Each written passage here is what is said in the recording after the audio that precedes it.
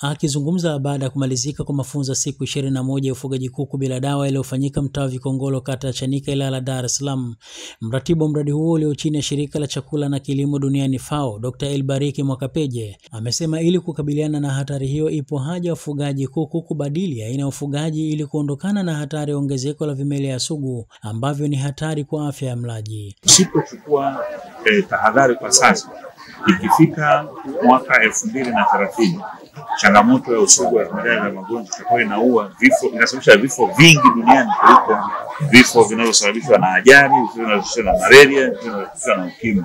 Usugu ule ambao mtu akiwa na huo usugu wa vimelea vya magonjwa dhidi ya dawa, kwamba akipeleka hospitali ni kwamba hatapata matibabu kwa muda. Mgeni rasmi katika mafunzo hayo kutoka Wizara ya Mifugo, Dr. Gibbons Kayuni, amesema kutokana na uhitaji mkubwa wa protini mwilini kwa binadamu, ni dhahiri kuwa ufugaji huo utaongeza tija kwa mlaji kutokana na upatikanaji wa kitoweo hicho kuwa rahisi kuliko ng'ombe na mbuzi, lakini pia utasaidia kumkwamua mfugaji kibiashara.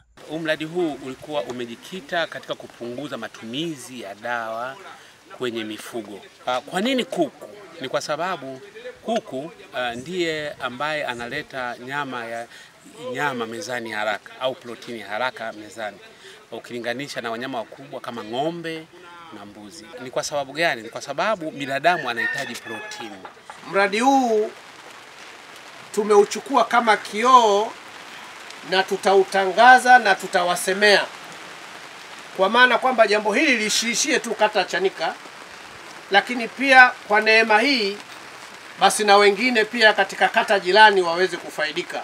Baadaye wahitimu hao wanaounda kikundi cha BFFS wakampatia Mheshimiwa Rais Dr. Samia Suluhu Hassan zawadi ya kuku bila dawa waliofuga wakati wa mafunzo hayo, ikiwa ni ishara ya kutambua mchango wake wa kuinua wananchi kiuchumi kupitia mradi huo.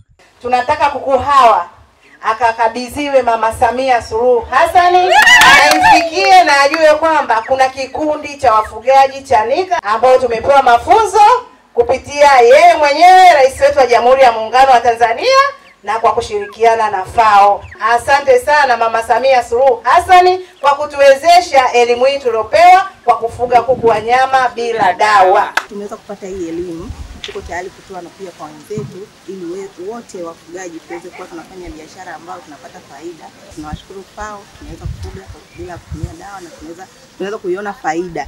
Tofauti na pale mwanzo tulikuwa tunatumia hela nyingi sana kununua madawa. Tufuge pasipo dawa. Nikiripoti kutoka Dar es Salaam, mimi ni Ahmad Nandonde.